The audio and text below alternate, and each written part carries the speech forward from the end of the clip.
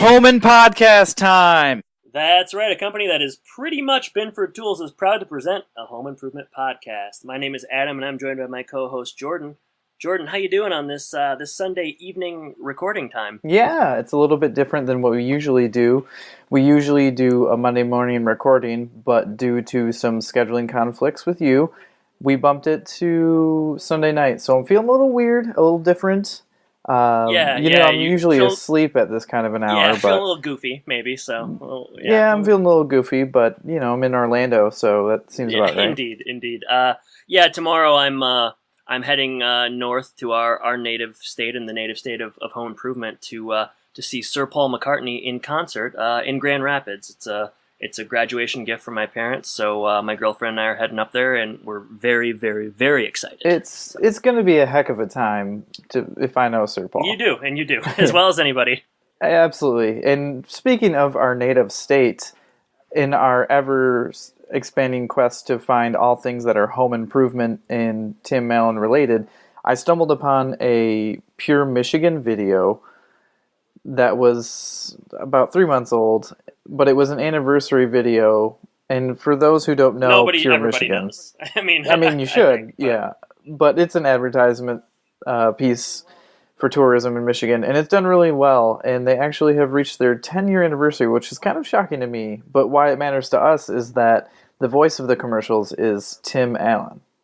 Definitely, yeah. I don't know if it's actually like famous, but it's known throughout the Midwest. You see like the Pure Michigan billboards, and Tim Allen does the commercials where he'll describe things, and it's poetic, and he's got a nice kind of a narration voice, a little bit softer and easier. I was gonna say exactly right. It's not the Buzz Lightyear intensity. It's nice, it's smooth, and Tim's been doing it for 10 years, and you. I guess we both seen the video. You mentioned that he said that was something that he was perhaps most proud of in his whole career. Yeah, I think he had mentioned basically Michigan's kind of been his home, and he grew up there, and he's lived there on and off now. But he mentioned how much he loves the state and being a part of bringing back some tourism, and he talked about how much he enjoys boating and going up and down Lake Michigan and Lake Huron and going through some of the redone harbors. But I was definitely shocked to hear that it was one of the things that he's most proud of in his career, because he's got a pretty stellar career. He's got an impressive rap sheet. I'm more surprised that it's been 10 years, which kind of what I couldn't kind believe of ties that. into our 10th episode today, the aluminum episode. The aluminum we couldn't be more excited to make it to 10. Isn't that right? Yeah, I mean, I would have never guessed that we would make it all the way to 10. In all seriousness, I maybe am surprised we made it to 10 episodes. So, but I'm definitely glad to be here, and hopefully, I'm always glad to be here with you, Jordan. Yeah, hope for many more together. We will hope for many more. Yeah. It was a good video. Mm-hmm. I watched that video a few times over the past few months, and yeah, it's nice. And did you check out his glasses? No. Oh, they're very hipster. Really? I was like, I'm always looking on Twitter for like Tim Allen things to retweet, and someone posted a photo of him like within the last month, like at some ice cream place in northern Michigan, and he looked really cool. He was wearing like, I don't know, like kind of tighter blue jeans and like boots and like a black V-neck. So I think he gets style, despite what we see on the show or what we retrospectively think of as not being very stylish. I think Tim gets style. I basically wore the same outfit last Friday. Yeah, and you get style too. Yeah, that's all people ever tell me. It's a little bit different from when I was in middle school and high school when I just wore sweatpants all the time. Tim gets style, but he also he gets a lot of different things, and I think it's time, Jordan, go ahead and cue those grunts. Sure, it's all safe to me. Oh, ah! Oh no! Oh, yeah. Now it's time for Bits of Wisdom. All right, so this week's Bit of Wisdom comes from Chapter 6 of Tim Allen's Don't Stand Too Close to a Naked Man. Chapter is entitled The Wonderful World of Guys.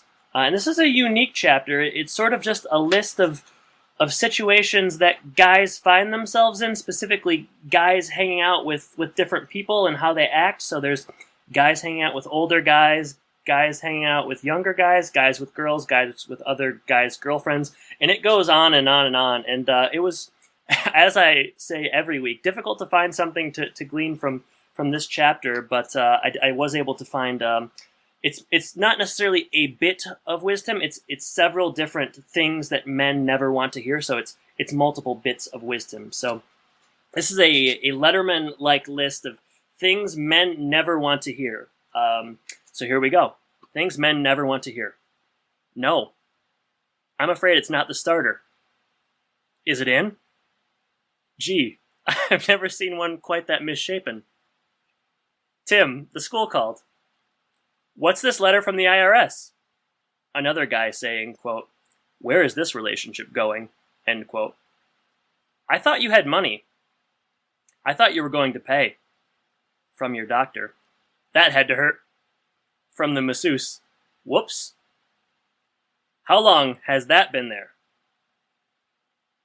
I meant really sleep together.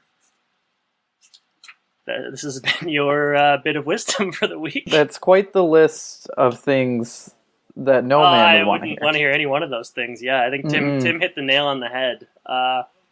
One of the more impressive bits of wisdom so far, I'd say. Yeah, there's been really just a plethora of great wisdom being just thrown out there in the landscape. So yeah, take this with you on your day and learn it's from almost as if he was teaching us. Almost, but not quite. And speaking of teaching us, or teaching someone, the episode that we are going to cover today is episode 10, Reach Out and Teach Someone. You want to go ahead and get started? Yeah. So Reach Out and Teach Someone. This episode aired November 26, 1991. It was written by Allison M. Gibson, who has written other episodes we've covered thus far. Satellite on a Hot Tim's Roof, right? I believe so. Is there another one, or is that it? I wasn't sure if there was another one, but that one I do remember. All right, so we have a Tony Topola storyline. That's Tony Topola from Finland. Continues to come through with these storylines, and we're thankful continue to be happy to read them. Yeah. So here we go. Tim starts his dream hot rod project. He has only a frame to a 1934 Ford Roadster to begin with, but it's a start. Jill is more interested in the clogged sink, which to Tim is not an urgent matter. Because of that, Jill has already tried to unclog it herself and managed to drop Tim's precious screwdriver in. Suddenly, Tim gets very upset and decides to teach the basics of plumbing to Jill. Soon, they have a fight. Afterwards, Tim apologizes, but Jill doesn't feel she owes him an apology in return. On tool time, Tim decides to teach basic home repair to women. In, quote, a simple language even a woman can understand. So that, as is often the case, that's a synopsis and then some. So that's the episode in a nutshell, but we appreciate Tony Topola for providing that with us. I'm not sure how upset or how suddenly he gets upset, but we're going to get into that. Suddenly afterwards. Yeah, a lot of transition Meanwhile, words. Yeah. Mm-hmm. So yeah, Jordan, you wanna hop into this one? Yeah, so let's go ahead and get into it, and the opening scene is in the garage, as you would imagine, since they're talking about that 1934 And I want to say off the bat before you get into this, sorry, whenever I see Tim in the garage set, I have a feeling of dread, because when I think of this garage set, it only seems to lead to fights between Tim and Jill.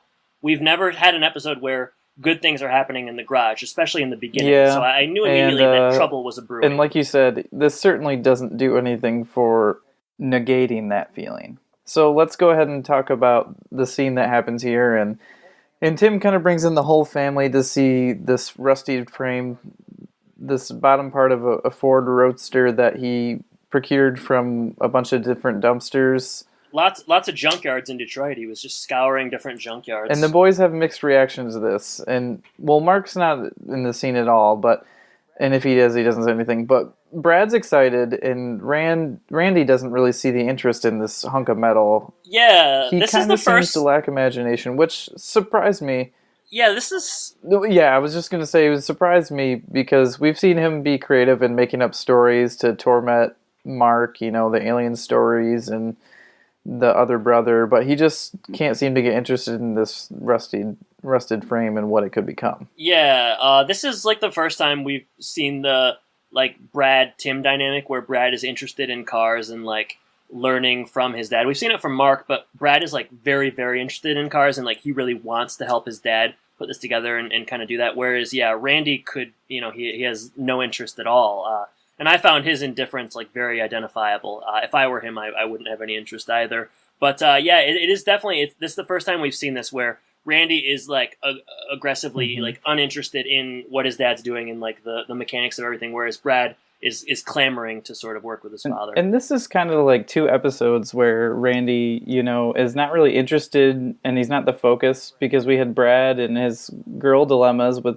Jennifer Sudarsky, and now Brad's excited to work with his dad, so Randy might be feeling a little neglected. Now you're ready to admit that Randy's jealous. It only took it took a week for that to sink in, but yeah, according, we'll talk about Twitter at the end, but according to the poll we ran last week, 44% of listeners did not believe that Randy was jealous. They thought he was too chill. So. And that was a majority of the... Oh, and that's the majority. Yeah, yeah. That's the majority. So let's go get back to Tim's project here, this car, and it's been a lifelong dream of his to rebuild this. And Jill walks in at this point, and Tim asks, where did he go wrong with Randy? And this joke made me laugh a little bit. Jill says, don't worry, he's not yours. And yeah, I like that. That did not make me laugh. That didn't land with you, huh? Nah, it didn't work. Sorry, too lowbrow. Illegitimate children, they get me every time. Too lowbrow. Yeah. So yeah, he's trying to put together the hot rod, and he's looking for a certain tool. Is that correct? I don't think he's really doing anything yet. Okay. He's just kind of messing with his tools, but Jill comes over and she needs the needle nose pliers because she needs to get the screwdriver out of the clogged sink. So another example of back in the second episode where she agreed to not use his tools. She swore to the tool gods, so that's she's not taking it very seriously. That's a promise broken, and for me that's a problem, as it is for Tim and everyone else. So. But they kind of move out from the garage into the kitchen area to see what's going on with the sink. She's got Tim's precious screwdriver stuck in the drain, and so now she's trying to unclog it. And Brad sees his parents are fighting, and Jill gets him out of there as they're going to start fighting. And Tim, faced with this realization that Jill again messed with his tools, wants to teach her basic plumbing. That's his solution to this problem. Yeah. At least use the right tools if you're going to use my tools.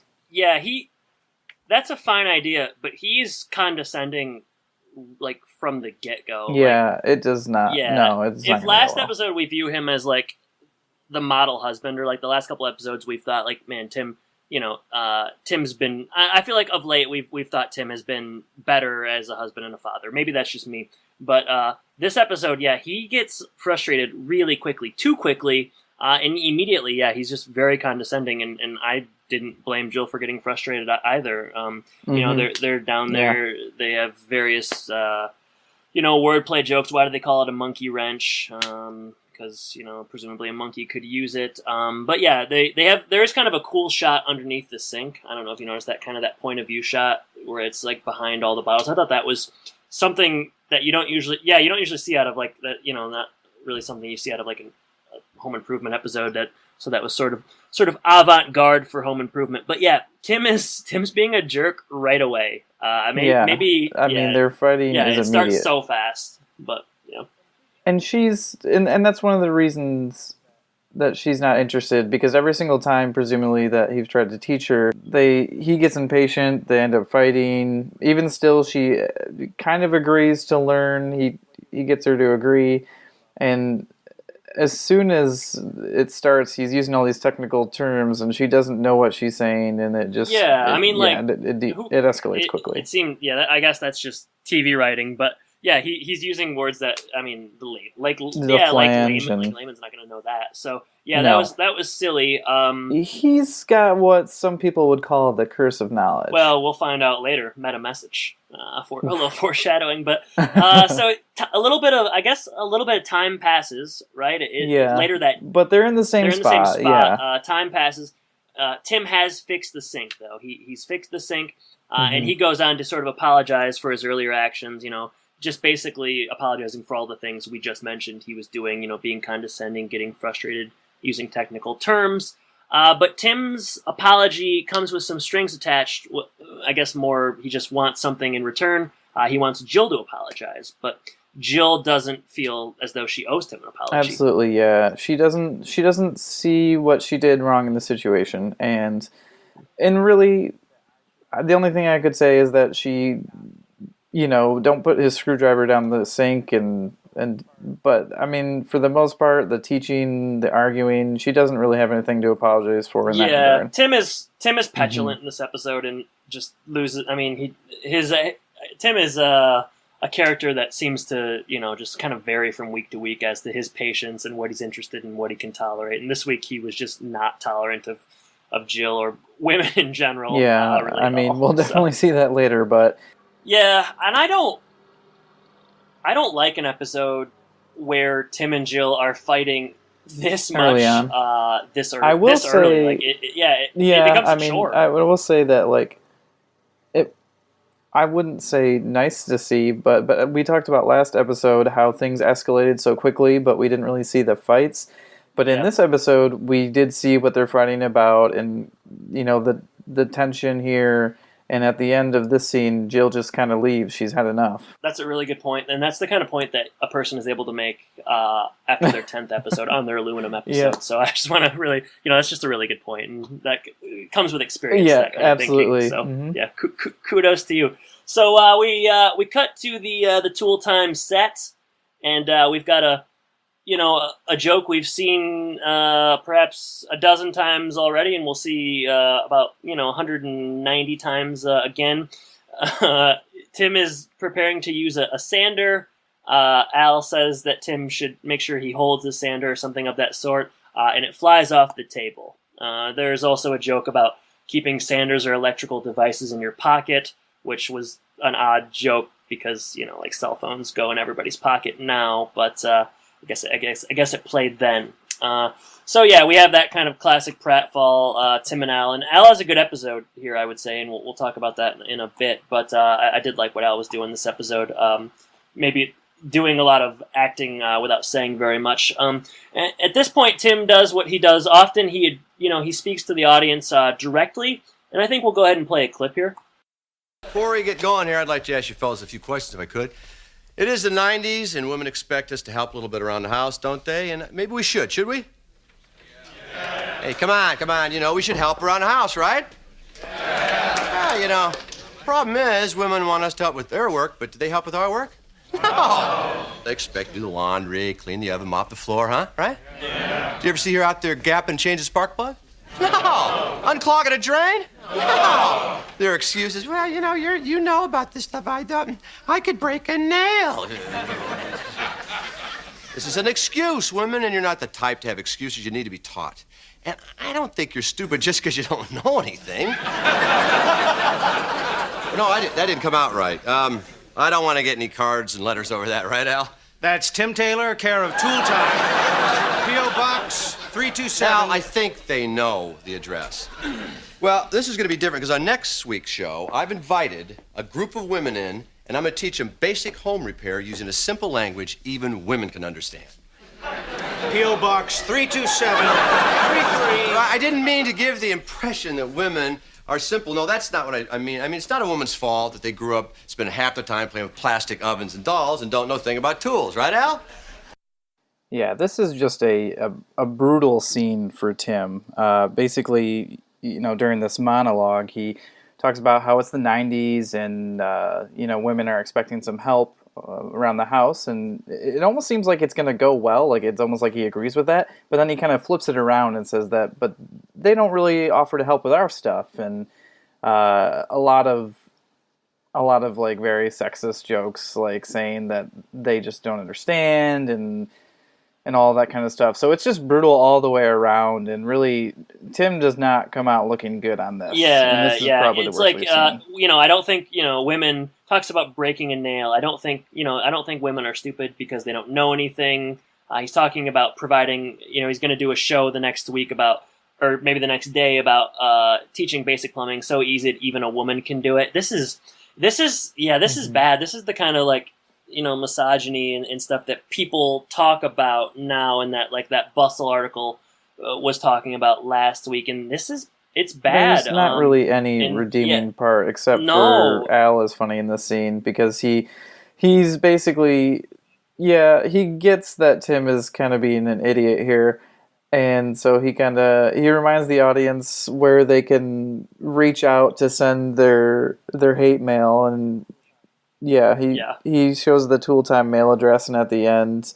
And he has like a sign that has it imprinted on there. It escalates. It starts with him just kind of verbally saying it, and then by the end he's holding up a large like a placard with the address on it. And but yeah, before we move on, I mean, it's really it was tough to listen to just because I feel like we spend some of our time like kind of defending Tim as like a father and a husband and like whatever. It's obviously it's fictitious, but that's what we're doing. We're talking about a TV show and analyzing it and stuff. But oh man, I was very ready for the scene to be over. It just seemed like you said, line after line of dialogue just got worse and worse. And it's things like this that make Tim. Yeah, I guess like I understand Tim's attitude and like the male female dynamic maybe being slightly different because it's of the era and it was 1991, but. I mean, it doesn't matter what year this is. This is like, it's just bad. It's just very, very misogynistic and offensive. Yeah, it's almost like the writer of this episode, Allison, being a woman, she like wrote what would be the most offensive thing that Tim could do to her.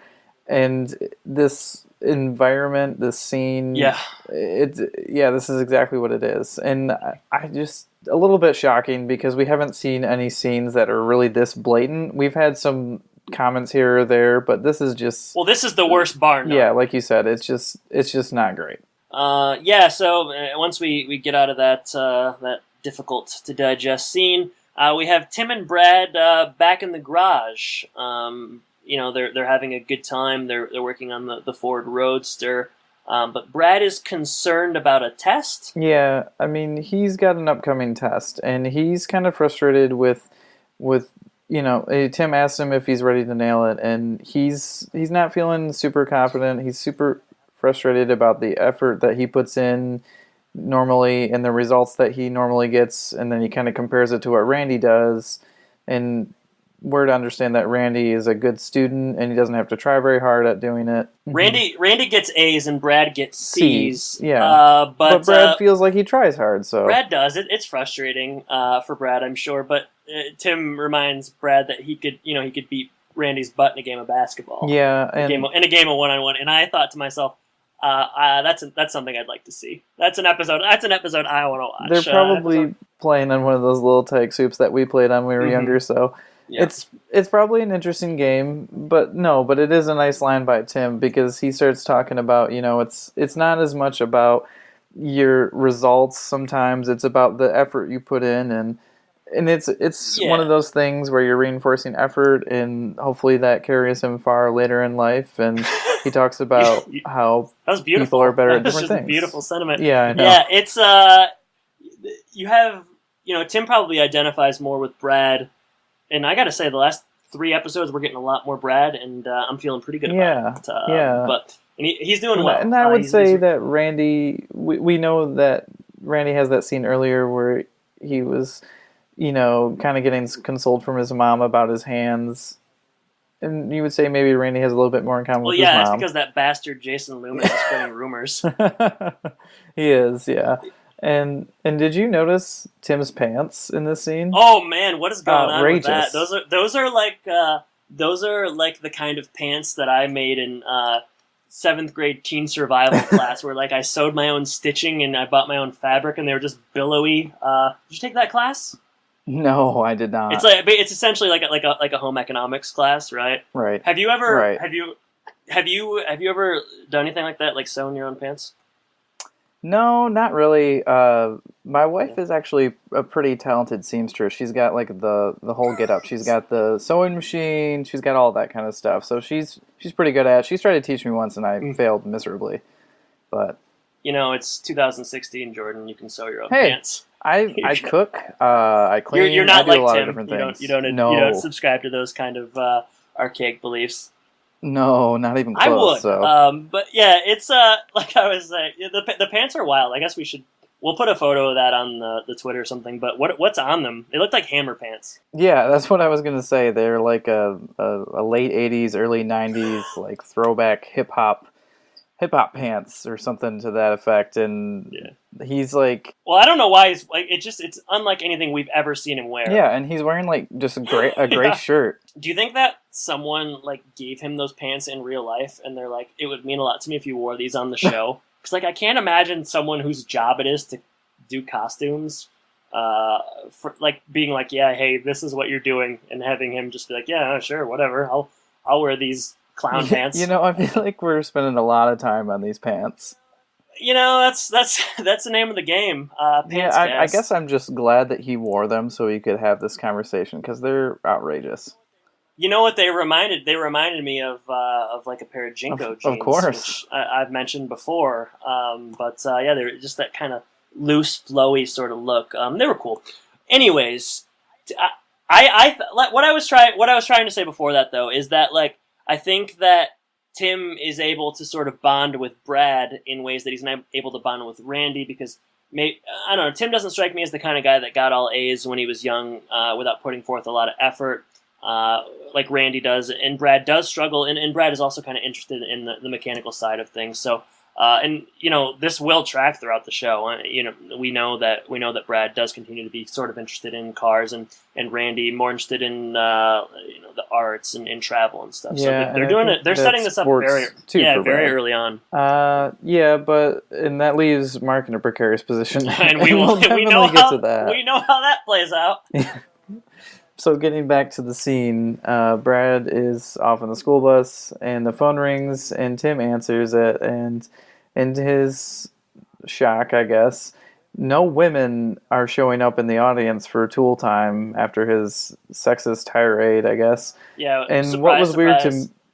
I know what you're going to say. Lisa was why is Lisa in charge of this?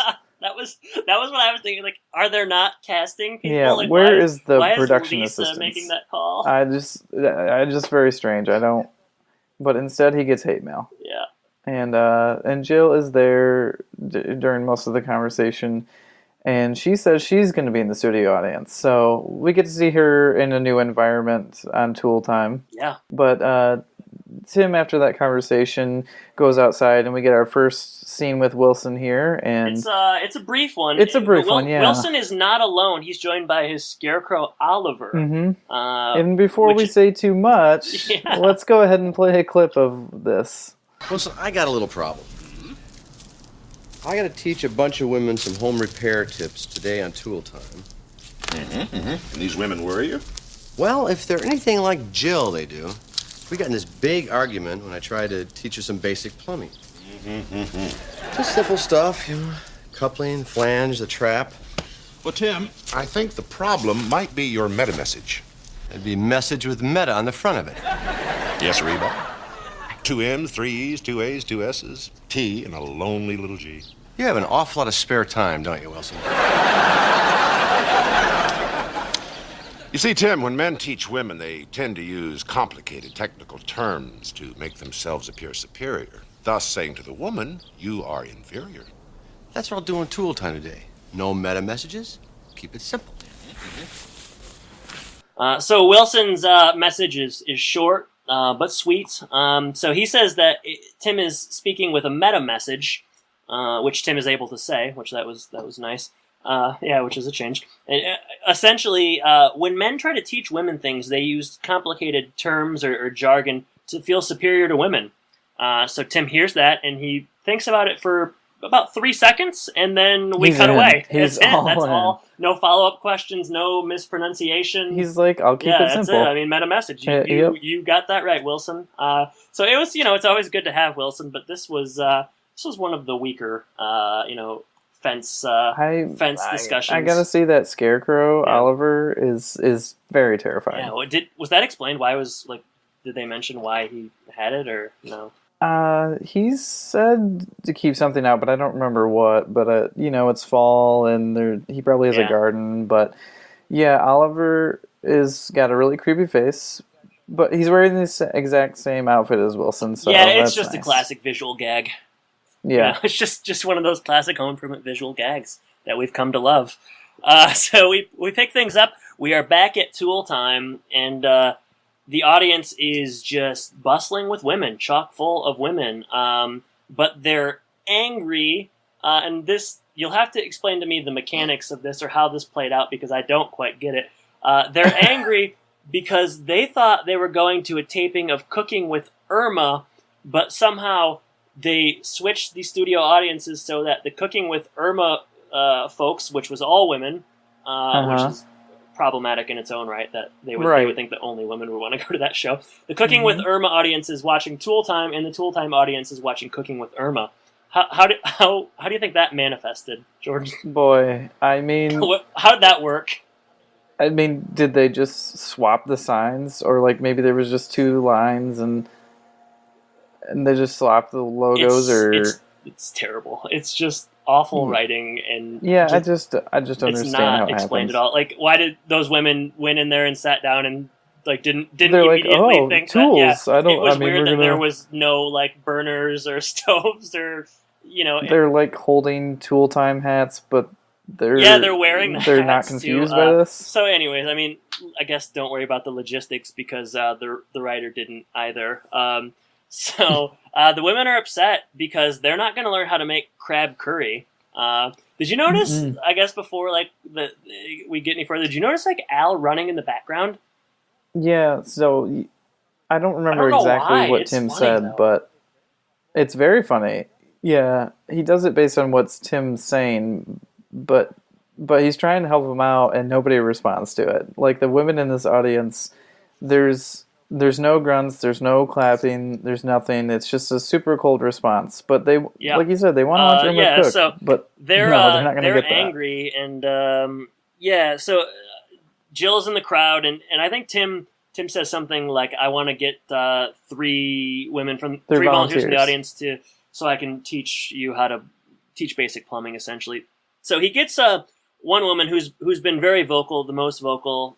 She's mad because she drove all the way from Lansing to Detroit, which is not that long of a drive, but she's frustrated about it nonetheless. If you're gonna go see Irma and you can't see Irma, so he gets hurt. He gets she's an older African American woman to come down, and then he gets Judith is her name, and then he gets Greta Post to come down, and she's the eye candy for Al. Yeah, she's pretty stoked to be there. She saw Al on stage and wants to get as close as she can, so she volunteers. Have you ever seen Wayne's World 2? No. Oh man. All right. Well, never mind. I wish you. Well, I love Wayne's World. So anyway, she reminded me of Garth's girlfriend in Wayne's World 2. Greta comes down, Judith comes down, and Tim chooses Jill to come down as third. Jill is not interested. She's shielding her face, but he is able to sort of get her to come down. I really like Jill's blazer. Yeah, she Rita, we didn't mention that earlier, how the first scene there is Tim shows Jill a photo of a roadster that has a scantily clad woman on the cover named Rita. Which I guess bothers Jill, but doesn't necessarily track either. But nevertheless, Jill introduces herself as Rita. She's wearing a sharp blazer. And all three of these women come down. I'll talk a little bit about the actresses here. So Judith Potter is played by Jeanette Dubois. And she has 64 credits to her name. She played Walana Wood on Good Times. She has won Emmys for her voice work on the PJs. She's in the film I'm Gonna Get You Suckers. And perhaps the most interesting thing about Jeanette Dubois is that she composed and voiced the theme song for the Jeffersons, Moving On Up. Really? Yeah, I was very surprised. Thought that was really interesting. So yeah, she did that. And she was only 46 years old when she made this, and I thought her wig looked quite poor. So for some odd reason, they have her looking as if she's in her 60s. Yeah, I was going to guess that, yeah. Yeah, and she'll come back again. I saw on IMDb, she comes back again in a different role later on in the series, which is peculiar. Yeah, I don't know. I don't know what that looks like, but she does appear again, not as Judith Potter. It's a different name. Let's talk about Greta. Yeah. Do you want to talk about Greta, or should I? Yeah, I want to hear you talk about Greta. I'll talk about Greta for you. So yes, Greta Post has 21 credits to her name. She last appeared in the film Tripping Forward as Makeup Girl. So she's not been acting as much of late, but she was in several of the 90s sitcoms that we often talk about. Coach, Blossom. She comes back in Home Improvement again, I think probably in the next episode as a love interest for Al. She's in Full House and Growing Pains, so she was very much of that 90s sitcom circuit. I also want to mention before that Judith Potter did appear, or rather Jeanette Dubois did appear in an episode of Sister Sister, which will undoubtedly excite you because I mean every episode where this somehow comes up, you love that show. You know how there's the degrees of Kevin Bacon? There's basically the same thing with Sister Sister. When we record this, do you wish that we would have just started Sister Cast? I mean, we both debated a long time about what we should do. Or Maucast, or whatever. I don't even know what their names are. Oh yeah, Tia and Tamara. Tia and Tamara Mowry. I think you know what we're gonna do after we get done with this. Yeah, in 2 years. Yeah, 3 years. It'll be worth the wait. It will be. You want to pick it up? Sure. One thing that was a little strange at first to me, as these women come on stage, he asks them all whether they're married or they're single or what's going on. It was like a dating game kind of thing. Exactly. So Greta is single, and it's obvious that he's trying to set her up with Al. He asks her if she likes bearded men, and she looks over at Al and she's like, yeah. Yeah, Al is visibly he is very he's smitten. He's smitten right away. Mm-hmm. He's nervous. He's standing kind of close to her during the demonstrations and stuff, and it continues on. It's quite funny. It's a lot of, like I said, a lot of good nonverbal work this episode by absolutely Al, holding up signs or jogging in the background or making faces. It's quite good. Yeah, and so we move on, and he talks to Jill or Rita, and asks, and she's planning a divorce, which doesn't bode well for Tim. And Judith said she's been married 22 years to a slug, so not maybe the happiest marriage for Judith. He brings Greta over. There's basically 3 stations. There's a clogged sink, there's a toilet, and I don't know what the other one is, but we're only going to hang out with the first 2. Doesn't matter.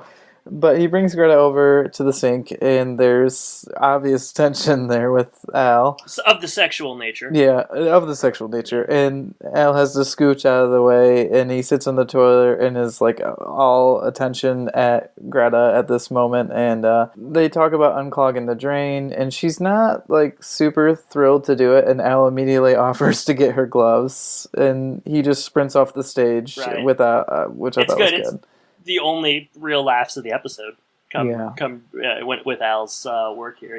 So while he's looking for the gloves, we move over to Judith, who is hanging out at the toilet. Tim tries to use some of that simple language that him and Wilson talked about, and Judith starts laughing because she's done this a time or two. She's been around the block, and she knows the technical terms. It was it's just a heck of a twist. Can you imagine a woman being able to sort of handle herself with something mechanical? I just never saw it coming. It was just it was unbelievable. And Tim is obviously shocked because how could that ever happen? She basically fixes the toilet by bending the rod, and he says that's not the first time. Or not the first rod that you've been, right? And man, Tim at it again. Man. The sexual jokes on Home Improvement they're more than I remember. They're fire. Oh yeah, I mean, I didn't get them before. I'm not sure I'm getting all of them now, but the ones the ones I get, I like. So Judith kind of takes control of the stage for a second, and basically saying, if we waited on our husbands or men to fix things, nothing would ever get done. Preach. But she kind of takes control, and I kind of like it. I want to see a Tool Time episode. Tell me more about how you kind of like it. Speak on that. I just think she's got a real candor to her. I like it. She sure does. It's a shame she comes back as a different character, and that's gonna. Yeah, I want. I think by the time she comes back again, we will have forgotten about this episode, probably because it's not especially. We probably won't even recognize her until we look it up. Yeah. Let's get back to Greta real quick. Only Greta and Al continue to flirt. Sort of. Greta eventually leaves. With Al, to sit down and rest. Judith eventually leaves as well, right? Well, Judith comes to help, and Tim's like, you've done enough, so just tries to usher her back to the audience with some applause. AKA Jill, and what we eventually get is Tim apologizing. And I guess, do we want to just go ahead and play that clip? Well, Rita, how would you like to help me unclog this sink? No, I don't think it's a good idea. My husband always yells at me a lot when he tries to teach me something. That's probably because he used meta messages. That's making things sound more complicated than they are, using technical jargon to make women feel inferior. And I'm sure he didn't know that he was doing that, and I'm sure he's real sorry that he did that. Well, I wouldn't mind learning if my husband were as patient and understanding as you are. Although I must say, he is your biggest fan.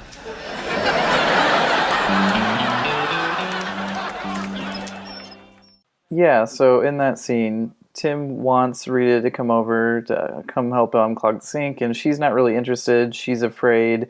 She's had bad experiences with her husband and trying to learn from him, and he usually yells. But Tim apologizes to her for her husband, which is really it's not him, as confusing as it sounds, yeah, but there's no better way to explain it. No, there's not a really great way to describe it, but she's accepted the apology, and we kind of move on from there. So she never really apologizes, and a win for her, I suppose, apologize. if you're keeping score. Last week's episode, she apologized for really nothing at all. Like you said, she met him more than halfway. This week, she doesn't apologize, so I guess that is a positive. Whereas, like, good for her. It's nice to see that Jill doesn't always have to apologize to Tim when he's being kind of like foolish and silly. But yeah, so we cut back to the homestead, and Brad has come home from school, and Brad he sort of takes his parents for a ride here. He sort of fools them a little bit. He's playing coy, talking about how I tried really hard on this test, and I don't know if I did well enough. But come to find out, Brad was able to get a C+, and he is hype. So it is the most exciting C+ of anyone's that I've ever really seen, which is nice for Brad. So yeah, and he asked his father if he can help him work on the roadster. And did you notice how Brad said "all right"? I did, yeah. This stuck with. Why did all right? It was not his voice. It was a different voice. It was really bizarre. He was just so excited to get that C+, and so excited to work on the hot rod that he just had an out-of-body experience. An episode doesn't have a lot going for it when you're focusing on things like that. I was also bothered by Brad throwing Tim a soda and the soda not exploding. That bothers you, huh? Yeah, it really didn't sit well with me. Oh no! I watch Home Improvement for the realism. Yeah. I mean, so when continuity errors exist or when things don't happen that are supposed to, that really upsets me. Really grinds your gears. So yeah, Jill shows up and she's got a gift for Tim. It's a blown up photo. It's the photo from the beginning that we neglected to mention at first, where Rita is sprawled out across a hot rod. Jill's blown up the photo. Only she's taken Rita out of it, so it's just like it's a cutout, and you can just see through it. But the roadster's still there. And how do you think she accomplished this? Like, I don't know. Why? Like, it's not funny. Like even the audience, which usually eats up like every single obvious joke, like they're just like not that into it. I thought she might put herself into the photo. That would have been funny. I mean, that would have been funnier. Like, that would have made more sense. She should have done that. If I'm writing this episode, she does that. Sounds like you've got your episode in the new series you're writing. Yeah, the continuing. Yeah, as the Bustle article said, this show just wouldn't make sense in 2016. No. So why bother? And speaking of not making sense, Tim is in the garage in the next scene, and this is the second time we've seen him doing this, but he's having like a fantasy ride in his hot rod that doesn't exist yet. So he's sitting on a crate and pretending that he's driving or like racing. I think he's drag racing. He's talking about like pink slips and stuff. And I know about pink Grace slips from Lightning, Grease, yeah. So I knew that. But yeah, he's grunting and making all of the noises and things like that. Jill comes out and she says, were you making, like whatever, the usual, like, were you out here making noises to yourself just as he was in the lawnmower, 8 episodes ago? She comes out and sits next to him, and then she begins to grunt as well. and it's supposed to be a sweet moment, but didn't necessarily do that for me. I was glad the episode was drawing to a close. Yes, and the only other scene after that, which is, barely a scene, constitutes a scene, and is worth mentioning, is just like a back shot of the scene earlier with Wilson and Oliver, the creepy scarecrow, and they just kind of play it to music. So I think it's just like a different angle from the recording that they had. And that's episode 10. Reach out and teach someone. Yep, that's the 10th episode of Home Improvement of our podcast. So Jordan, let's talk about the highs and lows. I'll go first. Please. Highs are Al in this episode was very funny. I thought, I think I've probably overpraised him at this point because there was not a lot to grasp onto. He's very funny. His physical humor is good. The scenes with him and Greta are well done and kind of add some levity. I thought the Brad arc was pretty good, as far as giving us something else to focus on other than just the fighting between Tim and Jill. So the idea of Brad kind of struggling with his grades and Tim kind of helping him out or providing him solace and, I guess just supporting him in general was somewhat nice. But that's about it for highs. Lows, this is just not my kind of Tim, I don't like episodes where Tim acts like this, where he says those kind of misogynistic, lousy things about women. I just don't like a home improvement episode where Tim is just talking about, just what women can't do, and I don't know, it was just between the Tim and Jill fighting most of the time, and Tim just sort of being, he doesn't have any patience. He's offensive. He's sort of a jerk, and it just, the aha moment just isn't necessarily there. So, there are lots of problems I think with this episode, but the biggest one for me is that I just don't like this version of Tim, and I don't think he's necessarily fun to watch. Yeah, I mean, I definitely echo everything there. The best parts were Al and his role with Greta. To me, I loved how they treated Brad and his school issues and emphasizing the effort, and I think that's a good parenting message. And just the relationship with Brad and in this episode with Tim, and we see that a little bit more in this episode, and it's nice to see. And we've kind of seen him have, I mean, he's had something with everyone except for, I can't really think of anything with Randy off the top of my head, but there's, we've seen him with him and Mark and their relationship, so it was good to see his relationship with another one of the boys. And as I said earlier, the fighting, at least, again, I don't like to see it, but at least if there's consequences, and because of this fighting, at least we see it and we see the context of it and we see their actual reactions instead of just kind of seeing the results. But as far as the lows, it's just kind of hard to watch him be an idiot. And the scene with Wilson, it just kind of seemed shoehorned in. They just, it was almost like they were like, we just need Tim to try something or figure something out, and he couldn't do it on his own, so Wilson's got to teach him something real quick. And it was so quick, and his reaction was just it was too short. It was too short to work. You have to commit to that. I think you either have to sort of not have it at all, or have him sort of follow it up with additional questions and sort of reflect a little bit more. But yeah, when you just have Wilson deliver one line and then Tim say, "Oh yeah, meta message, of course," and then just walk away, I don't think that does anything for the episode. They can't all be winners, Jordan. They can't all be winners. So we didn't necessarily like it, but that doesn't mean that our friends on IMDb felt the same way. As they frequently don't. As they generally do not. So let's go ahead and talk user review. User review. All right, so this review comes from DS Explorer DS 6789, January 10th, 2014. They must have written all their reviews on that day. I feel like every reviews come from January 10th, so they had a crazy day watching season 1 of Home Improvement, and then writing novellas to follow as far as synopsis. But the title of this one is called Get the Message. Get the Message. So, Explorer DS says, Do you think Jill will be able to handle house rule repairs from here on out? I doubt it. The next time we see her do anything like this is next season in Birth of a Hot Rod, where she's trying to fix the stove. Well, let's just say she isn't as ignorant about tools anymore. The moral of our story is before you teach, you must learn. Tim learned not to use meta messages to make himself sound superior when trying to teach Jill. And the same can be said for any field, any situation, especially the technical and medical fields. If you thought tool jargon was difficult to understand, try listening to some of their babble. Reach Out and Teach Someone is a very good episode, and I recommend checking it out. You might just learn something. Oh, That's there's funny. a little bit of sass in that one, if you ask me. Yeah.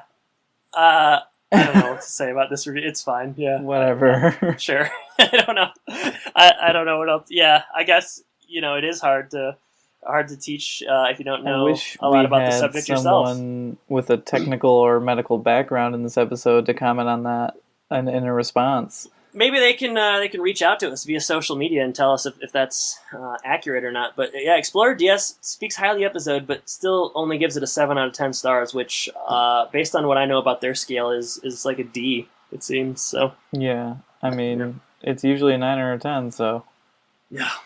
All right, so that's that. Episode 10. Episode 10, yeah. So I wanted to just sort of, we made it to 10, and I think we deserve a hearty pat on the back, just like I did when we made it to 5. And I'll continue to do that probably every 5. So, yeah. So I guess just I kind of wanted to think about things in, a more broad sense and just sort of talk about, I don't know if we call this a progress report or what we want to call it, but I guess I wanted to ask you or float the question, do you have any big surprises thus far or anything that stands out to you through 10 that maybe you didn't expect or that has been different or just anything noteworthy to you through 10? Kind of reflect for me if you would. I mean, I guess I am shocked. No. I use the shocked very loosely here. Say, you sound it. Yeah. My memory of the show is very much the Tim and Al dynamic more than anything else. And it was puzzling to me the first couple episodes where he was not really involved at all. And even besides this last episode here, there really hasn't been a lot of interactions or screen time for him. So I guess that shocks me a little bit. But I'm not surprised at all about like the relationship between Tim and Jill. It's just their natural source of conflict for the first season, and that doesn't surprise me. But is it as funny as you remembered it being, or that as you thought it would be looking back? I still like it. Yeah, I think there's lines I get now that I didn't get before, and things I'm still laughing at. But I like the lowbrow humor more than you, maybe.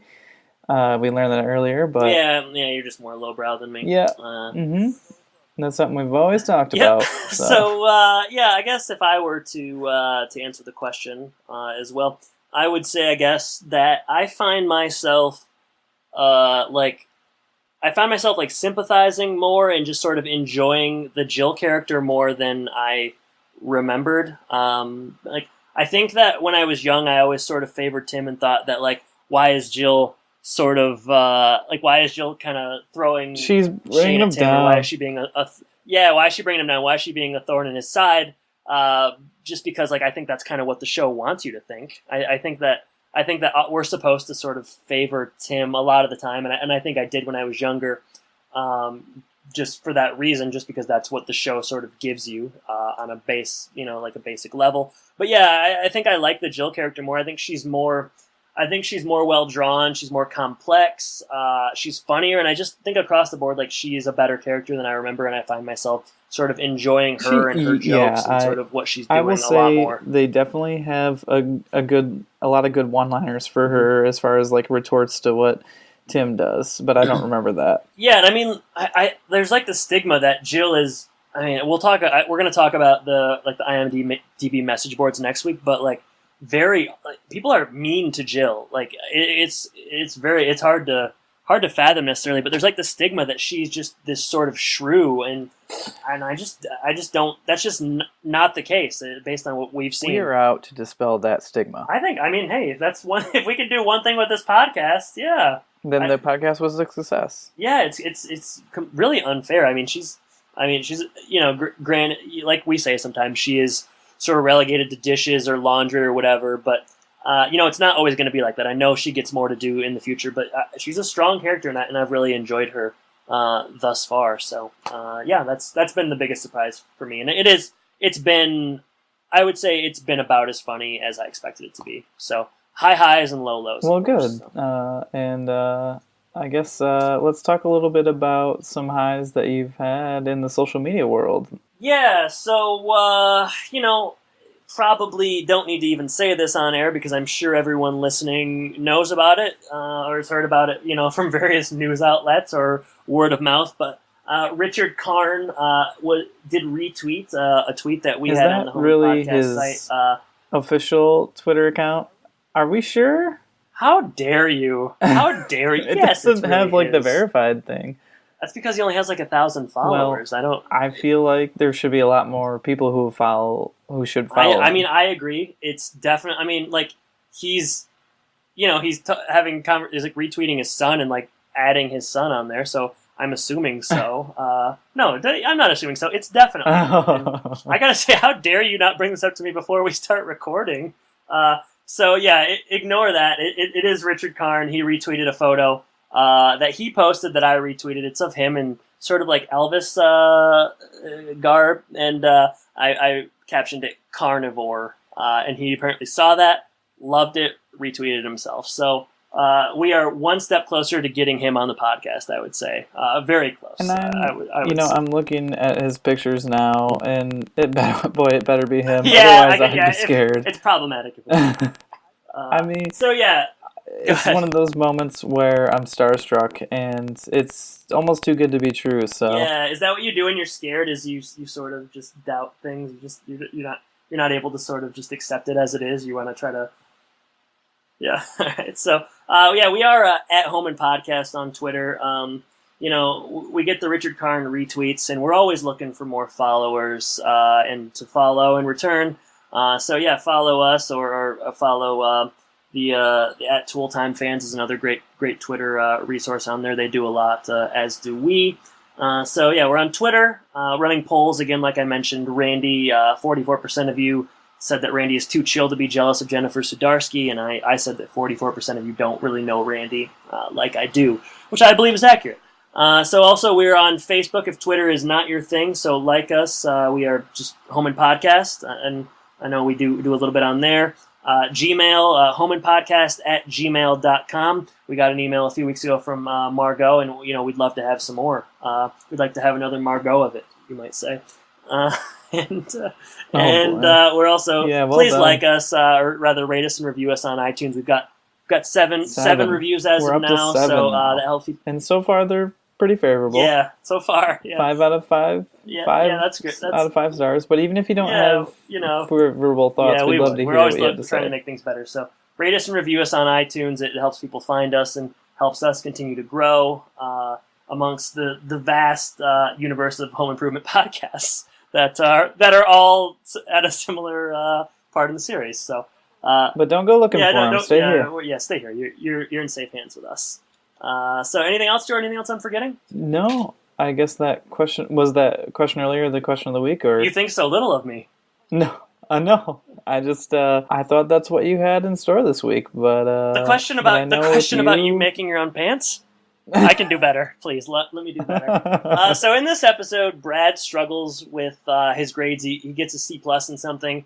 Now, obviously, you're a very intelligent person. People can tell that just by listening to you. But could you talk about a time when maybe you struggled in a class or an assignment or something, or maybe when you found yourself getting a C+ in something? And I know that probably it didn't happen very often, but just talk about an academic struggle you might have had.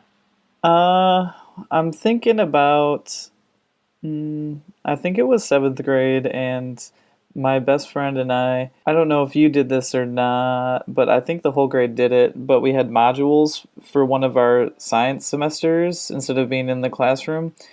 We went into a lab environment, and there were different modules based on, like, one was meteorology and just, like, different facets of science, and my friend and I did just not understand what was going on. Nothing was explained very well, and we probably didn't pay too much attention, but the teacher didn't want to help us really. I'm not asking you for a time a teacher failed you. You don't need to blame the teacher. I'm sorry. I don't have a lot of failings on my own, so it's gotta be someone else's fault, Let's listeners, please at Impodcast on Twitter if you have any problems with my not so humble co-host. Oh boy, this is not going well. But no, I mean we did very poorly on the first part of that class. We got I don't know if it was like a failing grade or whatever it was, but in the second semester you switched modules and everything, and I did a lot better. We did a lot better, and we ended up averaging out to like a C. So just like Brad there, we were getting a C. But in another class, I didn't enjoy reading at all in middle school. And if you're not reading and you have a test on that book, you're probably going to struggle. So, but now I love to read. So we know YA lit for life. I just got the new Harry Potter screenplay. I was talking about that. Yeah. Let us know how that is. But I'll go ahead and answer the question. I mean, you are now an academic professional, so I'd love to hear where you came from. Certainly, yeah, you're right. But that doesn't mean I didn't struggle. I remember struggling. I think high school chemistry was difficult for me. I think I maybe got in the B range, but I don't think I had necessarily really any idea what was going on. And instead of blaming the teacher, I'll blame myself on that. Collegiate environmental biology in college was a lecture hall class where you had to use clickers, and I don't know that I didn't understand it, but I didn't get a very good grade.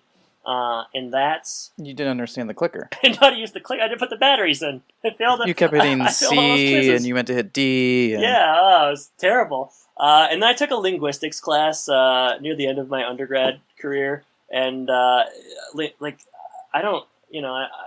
just got done with the MA in English, and I still linguistics and putting together words, and that still is foreign to me. I took that whole class, a whole semester, and I couldn't tell you, I couldn't make heads nor tails of really what the professor was talking about. So I've had my struggles. We just want to thank everyone for sticking with us through these first 10, and hope you're with us for the next 192 episodes of Home Improvement to follow. And just expect every 5 episodes to be a celebration of sorts. All right. On that note, Jordan, it's been a pleasure. Thanks, everyone, for listening. Thanks, guys. Take care. All right. Take care.